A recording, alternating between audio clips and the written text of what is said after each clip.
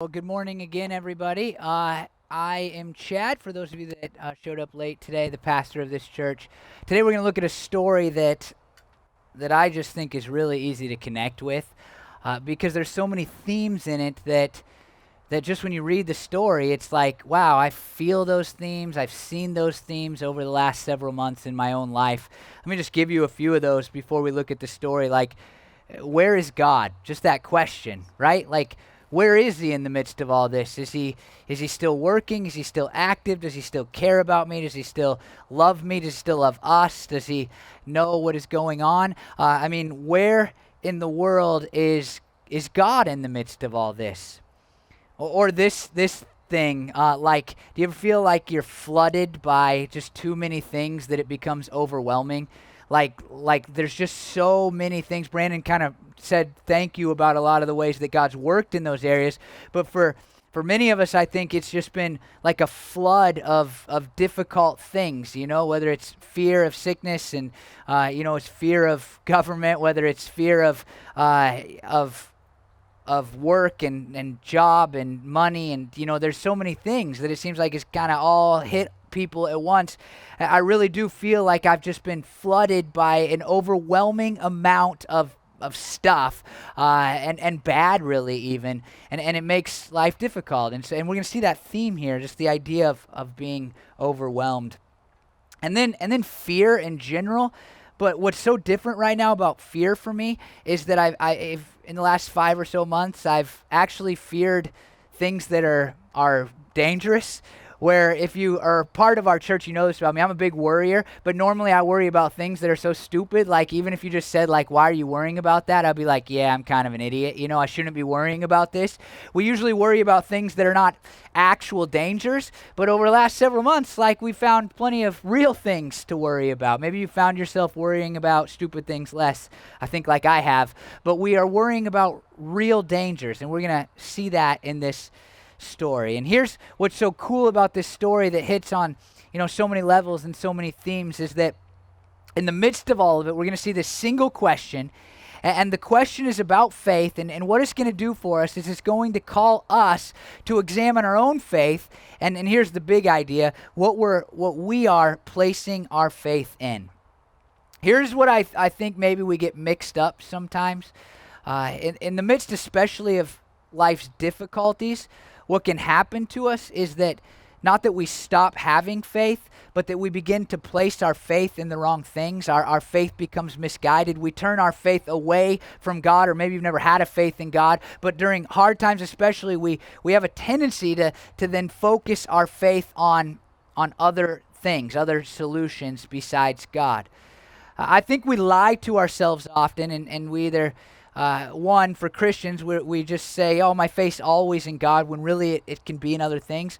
But for people who aren't Christians, I think often they tell themselves they're not people of faith at all, when in reality they're just placing their faith in things that aren't God. They're placing their faith in other things. I think this is going to make more sense as we go, but this story cuts right to the heart of it with a single question that Jesus utters to his disciples. Here's how the story begins in Luke 8:22 and 23. One day, Jesus said to his disciples, "Let us go over to the other side of the lake." So they got into a boat and set out. As they sailed, he fell asleep.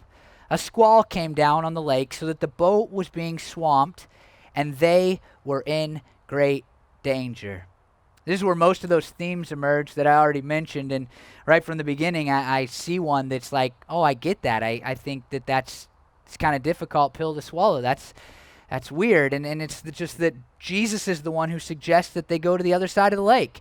I mean, here's Jesus saying, hey, let's take a little trip across the lake. And then they get into the lake, and they're on their boats. And then this storm comes, and it puts them in great danger, as we see there. And it begs just us to look into the mirror and say, do I feel any of that? Do I feel like I was listening to Jesus and then the storms of life hit? And I think these are the most difficult storms to deal with, especially if you're a Christian. The ones where we go, I'm being obedient to God, and it almost seems like because I've been obedient to God, I'm now stuck in the middle of this dangerous situation.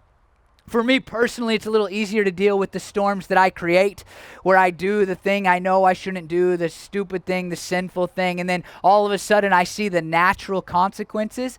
But when consequences seem to come as we do good things, as we serve God well, as we listen, as we get on the boat with Jesus to go to the other side of the lake, those are the ones that are difficult to deal with. And I think all of us might feel a little bit of that, like right now, a little bit, right? Like we go, 4 or 5 months ago, I was living a life of faith. I was, trying to do the things that God wanted me to do. I thought I was in a pretty good place spiritually.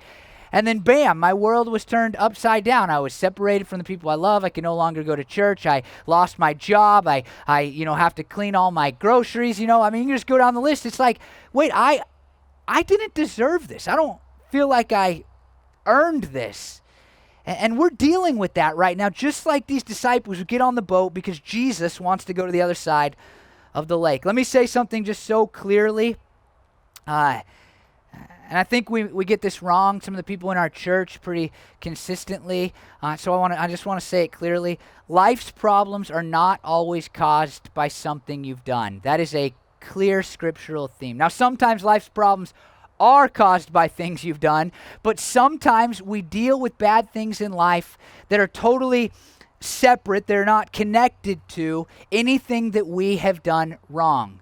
I think as humans we run a danger, especially as Christians. We can look at God wrongly and think, every time something bad happens, it's like God's up there punishing me because I did that thing last week. I've wrestled with some of this myself, but let me be clear again. Life's problems are not always caused by something you've done. But when you haven't done anything that you think deserves a big problem or a pandemic, it seems weird when you can't see God's finger in it all. Like, what is God doing? Where is God? And here I connect with this second theme. Like, Jesus is asleep. He fell asleep. They're in the middle of this storm, and where is Jesus? He's sleeping. And I feel like that sometimes in my life.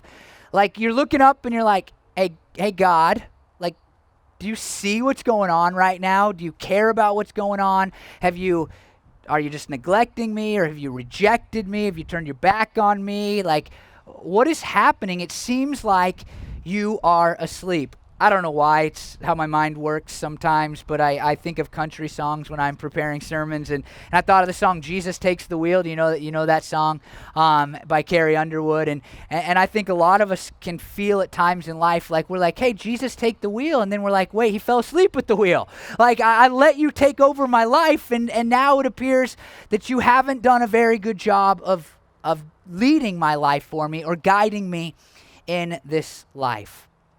I want to make something else clear. Problems are not always your fault, but this other thing is so important, and we're going to see it more clearly as this story continues. But listen to this. Pay attention to this. Look up here and pay attention to this. Even when it seems like God is asleep, God is still in control. I think that is at the heart of this story. Even when it seems like God is asleep, even when you can't see God working in your life, even when you can't tell what God is doing, we need to understand that even in those moments, God is still in control. But further, the boat is swamped or filled with water. I can connect with that. These last few months have just been overwhelming, right? Like, there's just too many things that I'm dealing with that I'm trying to figure out. All of these new questions. Like, if you can kind of, like culture, like if culture will just move a little bit at a time, then I can work through how I interact with culture. But it's like everything's different than it was 5 months ago. And the way we talk about things is different. And as a Christian, I'm trying to navigate, where do I go with this and how do I respond to all of this? And then, even just the idea of a pandemic, and I'm a guy that will chew gum after people, and now I'm not supposed to shake hands with people. Like, how am I supposed to deal with an ever-shifting world like that? I wouldn't chew gum with all of you, but some of you I might. How am I supposed to deal with that? There's too many changes too fast, and it's just this crazy flood, this swamping of my life, and it feels a little bit overwhelming. And this isn't in the story, but I've also felt this other side where life goes from overwhelming to just downright dry and boring. It's this weird thing.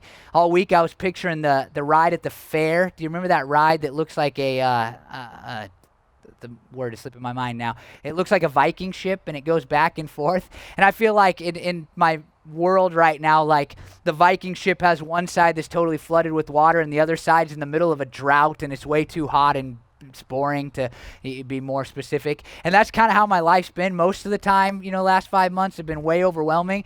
And then all of a sudden the overwhelming ends, and I'm like, wow, I don't have anything to do with my life. Like, what am I going to do? And then it just swings back. And for us, it's been like trying to get up and online and get all that stuff taken care of is overwhelming. And then it hit this like week or two of dryness. Like, what am I even doing as a pastor right now? And then all of a sudden it was like, we have to get ready to be outside on the church property. And that was overwhelming. And now we've kind of moved back a little bit towards like, hey, what am I actually doing right now? But I know that when we, whatever happens in the fall that we have no idea, like that's going to be overwhelming. And so it's been this weird deal. And I see that for the disciples a little bit. They're overwhelmed. They're in danger, and they're in real danger. They're in great danger, in fact. And I'd like to point out that some of these men are fishermen. They are not just alarmists. It's not like they're panicking. If I was on a boat and I saw a raindrop, I might freak out and be like, we're all going to die. But these guys know the lake. They know the wind. They know the storms. They know the boat. They know how this whole deal works. And yet, despite that, they're actually in great danger. This is a very real threat to their lives. They might die. And again, we felt some of that. We've gone from worrying about like, hey, what do those people think of me? Those types of words. What do they think of me? Did I do a good enough job at work? Is my boss going to be mad at me? We've gone from worrying about those things to worrying about much bigger things. And here they are worrying about, they're scared because of a very real threat. And it begs this question, all of this kind of together, just all of these themes kind of, for me, if I'm reading this story and I never heard it before, it just begs this singular question like, well, what are they going to do? They got this very real threat. They're scared. The boat is flooded. They might die. And Jesus is sleeping in the back. What are they going to do? And here's the answer in verse 24. The disciples went and woke him, Jesus, saying, Master, Master, we're going to drown. He got up and rebuked the wind and the raging waters. The storm subsided, and all was calm. Look, I don't think I can make a big enough deal about what I'm going to say next. It's almost impossible. They wake up Jesus, and I think if we will just apply that to our lives, that means that we pray. Now, let me be super duper clear.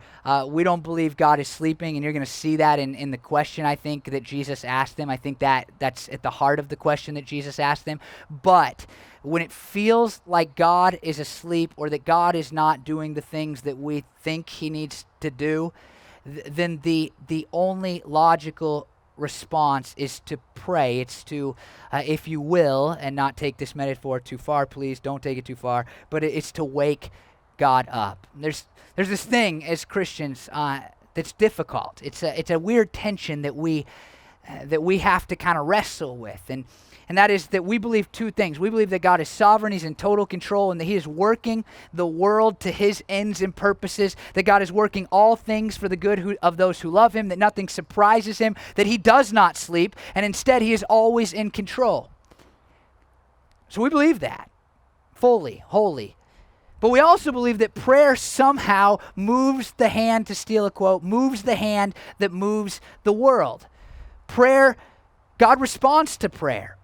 And how that all looks and all that works in the heavenly realms is one of the most difficult things, I think, to work out as Christians. But we believe both of them to be true. God is in control, and God responds to our prayers. He seems to act differently, work differently when we do pray versus when we don't pray. It's weird tension. But sometimes what that can lead us to do is to take one side. We either forget that God is in control and we run around scared, or we forget the importance of prayer. And in this story, as they wake him up because they think he's sleeping, and they seem to believe if he's sleeping, he's not in control, we see them do the right and good thing, and that is to wake up Jesus. And I think for those of us who are the people of God, the church, the family of God, I think that if ever there was a time when we needed to pound on the doors of heaven and do our best to see God move through prayer, it is right now in our world. There are so many ways that we can respond to what is happening, but for those of us that love Jesus and believe in the power of Jesus, we must pray. We have to pray. We have to pray. And if you're like me, I don't know if you are, this might just be me, but I've actually found it a lot harder to pray the last several months than normally, for so many reasons. Some of them, maybe none of them are good reasons, but some of them more logical reasons and others aren't. Part of it is being overwhelmed, right? When we're overwhelmed, like the disciples here, it can become a last resort. Like you're just trying to get water out of the boat, right? Like you're just trying to get the everything under control, and you go like, can I pray in the midst of all this? I'm just trying to pay my bills and wash my groceries and avoid people. Like this is not the time to pray, but it is the time to pray. That's the thing. I would add that the other reason, I think, kind of on the other side is simply, and this is a bad reason, maybe this is the bad reason, but my schedule's been so different, and I'm a person who really relies on my schedule for Bible reading and prayer, and it's been all mixed up. I mean, for a while we were just staying up so much later for a variety of reasons, and then I don't get up as early as I normally get up, and lately, and you've heard this, you've been around, we were doing some work in between the properties here, and I got poison oak, and so I've been taking medicine to be able to sleep at night, and then I struggle to get up in the morning because I'm drugged up a little bit, and so that's really just cut into prayer time and been bad on my spiritual life. And so like there's all these reasons, but they're all, they really all are not good enough reasons, because if we believe that God is in control, then we must pray when we face these real dangers that we are facing in our world today. Let me pause right there. Just kind of keep all that in your mind. Let me pause, because I think it's really important as I do my best to contextualize and make this story applicable to you. I think it's really important that we just kind of think about how incredible this story is. Last week I just briefly, kind of offhandedly, it wasn't even in my notes, mentioned that the Gospel of Luke, where this story is recorded for us, was written by a man named Luke, who was a doctor and an incredible historian. Even by today's standards, people know Luke to be a great historian. In fact, archaeologists are often catching up to Luke and the things he wrote. They'll say, well, that guy didn't exist, and then archaeologists will find a coin with this guy that Luke, who wrote part of the Bible, is inspired by the Holy Spirit. He wrote about the guy long before the rest of the world knew he existed. And so Luke is this doctor, physician guy who also is a historian, and he's writing this book for a man named Theophilus, who is a Roman, who's like, I'm kind of interested in knowing more about Jesus. I want to know about this Jesus character. Like, mainly, should I follow him, it seems? Should I become a Christian?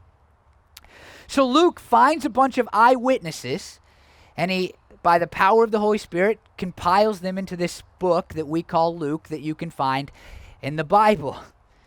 And I just would say, I would stop here and say, look what Luke records for us based on eyewitness accounts. He says these disciples, maybe he's talking to one of them, and they're saying, hey, we were on a boat, and there was a giant storm, and we, who were fishermen, thought we were going to die. So we woke Jesus up. Jesus got out of bed. He got up. He commanded the winds and the waves. And immediately the storm subsided. All was calm. That's pretty incredible, right? And we're going to see this thing at the end where the disciples say, who is this man? And this story is proof that this man is no ordinary man. No ordinary man, no great teacher, no great political leader, no great prophet even, can command in and of himself the winds and the waves. But Jesus could. And then in Luke 8:25, we get to our question. He says, where is your faith? Where is your faith, he asked his disciples. It's so interesting to me here that as Luke records this story, he poses this question, where? Where is your faith? I think sometimes it isn't that we lack faith, as I said at the beginning, but instead it's that we place our faith in the wrong things. Now, as Christian people, those are, for all intents and purposes, you kind of end up in the same place. But this question where, I think, it places a different emphasis on what Jesus is saying to his disciples. Where is your faith? Where are you placing your faith? I think for them it was in their ability to, handle the storm, to change the sails, to shovel water out of the boat, to plug the holes, to turn the boat, to do all of those things. They were placing their faith really in their own knowledge and ability to ride out the storm before they woke up Jesus. But I would ask the question, where is our faith? Where is your faith? You got to hear me out, because I'm no famous pastor, but if I was, I think what I'm about to say next would be the thing that gets ripped out of context and placed on the internet somewhere for people to talk about how bad I am. So make sure you just stay with me for a minute and listen to all that I'm going to say and not just part of it. But I think right now I see a lot of people placing their faith in politicians and scientists and financial experts and doctors and even ourselves and our own intuition. And these people are important. And I don't want you to get that wrong. I want to make that clear. I think these people are important. They play a role in our lives. But listen to me. If your faith is in them, then it's dangerous to live a life of faith. This is what I think we need to understand. Look up here and pay attention to this. Listen, at least at times, to the politicians, the scientists, the doctors, and your own intellect even. But place your faith in Jesus. Listen to the experts, but place your faith, your hope, your confidence in something better. Place all of that in Jesus. We have a tendency to mix that up. We kind of listen to Jesus, but place our faith in the people, the voices that we can see and hear. That's where we place our faith. But if this story teaches us anything, is Jesus says, where is your faith? It's saying, hey, you can listen to your own intellect, to the things that are going on in the world, to the experts, the voices that matter, but you have to keep your faith in Jesus, because if you place your faith in anything else, then that danger is very, very real.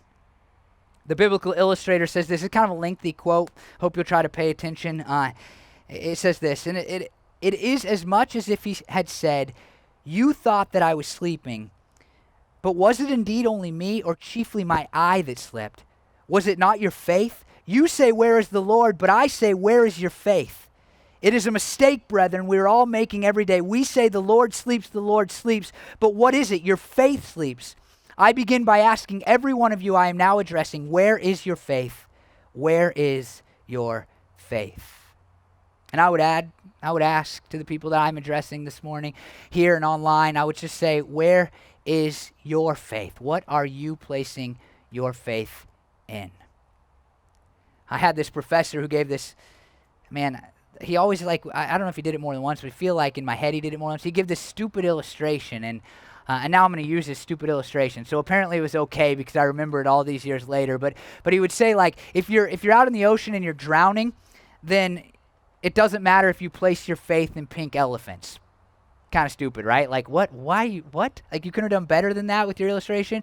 But he would say this for a couple of reasons. One, oftentimes we place our faith in things that are not real at all. Pink elephants, there's no such thing, I don't think, maybe when they're babies, but no, full-grown pink elephant, that's not a real thing, right? And so sometimes people place their faith in things that are not real. We would believe that about false gods that are not real. We would believe that about a lot of people that surrounded the Jews when Jesus walked the earth. They placed their faith in little statues that they believed to be gods, not real. But even if those things were real, they would not have the ability to save. Even if pink elephants were real, they wouldn't have the ability to save you when you're drowning in the ocean. And one of the things that it's important for us to remember as Christians is that even if all the experts are right about the things they're saying, they still do not have the ability to save us, at least not for eternity. The best an expert can do is keep us alive for a little while longer. But the God that we serve, when we place our faith in him, he can keep us alive forever. That is one of the great stories of Christianity. And that is why we can listen to people, but we must place our faith in Jesus. The Forerunner commentary says, they are at ease only when they hear him speak and see him taking care of them. They know from what they have seen of his supernatural power that he is able to calm the storm, but they fall short in failing to realize and fully believe that it makes no difference whether Christ is asleep or awake. He is still the Son of God, and he proves it when he wakes up and he rebukes the wind and the waves, and all becomes calm. Even when it seems like God is sleeping, he is still in control. And if that is true, then we should place our faith in him. Listen to verse 25. In fear and amazement, they asked one another, "Who is this? He commands even the winds and the water, and they obey him." Here's the deal, and you're going to see this throughout this series. The most important thing is the object of our faith. The most important thing is the object of our faith, not the amount of faith, not the strength of our faith. In this series, we're talking about what it means to live a life of faith, to walk by faith. And at the heart of all these sermons is going to be this singular idea that it is about what we are placing our faith in, or better, who we are placing our faith in. And if it's not Jesus, then we are not placing our faith in the wrong, or we are placing our faith in the wrong thing. We serve a God. If you're Christians, you serve a God who commands even the wind and the waves. He is a glorious God. He is a good God. And therefore, we should have full confidence in him even when we can't tell what he is doing. They ask, "Who is this?" And this question demands an answer from each and every one of us. It demands an answer, especially for those people who have not followed Jesus, who have not become Christians. It demands the answer. The question demands an answer. Who is this? Who is this? And I just want to say, if you believe the answer to that question is that Jesus was a great man, a great teacher, a great prophet, then he is not worth placing your faith in. He's not worth placing your faith in. But if you believe that he is the one who commands the winds and the waves, then you must place your faith in him. You must place your faith in him. And you do that simply by believing that that same man who commands the wind and the waves died on a cross for your sins. You come to believe that not only could he command the winds and the waves, not only could he save you from the storms, but he could also save you from your sin. And he did that by dying on a cross. And you say, "Jesus, I believe that, and because I believe that, I will give you my life." And you bow your head before him and you say, "Jesus, I give you my life. I want forgiveness for my sins." And if you do that, you can trust that no matter what you face in life, he is upholding you, he's holding you in his righteous right hand. If you believe that Jesus has the ability to save you from the winds and the waves of life, and also from your sin for eternity, then you must place your faith in him and not all of the other things that we can place our faith in. And those of us who are Christians, man, if you've already come to that conclusion, if you look at Jesus and you say, "Man, I totally believe that you are my glorious God who came to walk on earth and die for my sins, and that you have saved me for all of eternity," then how dare us not trust him when a pandemic strikes? We must trust him always if we can trust him with our souls. There's this song that I think gets right to it. This song we're going to sing in a minute, I think. It was a last-minute change because of my sermon, but it was the song that my daughter always fell asleep to when she was a baby. We would just drive around for an hour because my daughter hated sleeping when she was a baby. And so we would drive around until she fell asleep, and we'd always put this song on. It's called "It Is Well." It's a modern version of "It Is Well," and it goes like this. "So let go, my soul, and trust in him. The waves and wind still know his name. So let go, my soul, and trust in him. The waves and winds still know his name. And through it all, my eyes are on you. And through it all, it is well." I just want to ask one more time, where are you placing your faith? Because if your faith is in Jesus and you really believe that he is the one who can make storms subside with just a word of his mouth, if that is you, then I would say to you, if that's what you believe, then no storm should ever make us fear. And when storms come, we should always turn to him and not to other things. Let me pray that will be true for us. Lord, I just ask, God, that you would help us to be a people who place our faith in you. I know, God, even as a Christian, I can be guilty of placing my confident expectancy, my hope in, a better future, a better outcome, and God, things that are not you. Often I'm guilty of placing my faith in me, God, which is really, I know, better than anybody, a really terrible place to put my faith, Lord. God, I pray that you would change that in our hearts. I pray for people watching online. I pray for people here, God. I ask that if any are not Christians, if they've never committed their lives to you, then you would just put that question deep into their minds and their hearts and their souls, Lord. Who is this man? And they could not get that question out of their heads, God. And I pray that they would come, whether today or later, Lord, they would come to the conclusion, God, that you, Jesus, are God who saves from sin, and they would give their lives to you. But for those of us who are Christians, let us place our faith squarely on you and nothing else, God, because you are the one who commands the winds and the waves, God, and because even when it seems like you're sleeping, God, you are still in control. I pray these things in your name, Jesus. Amen.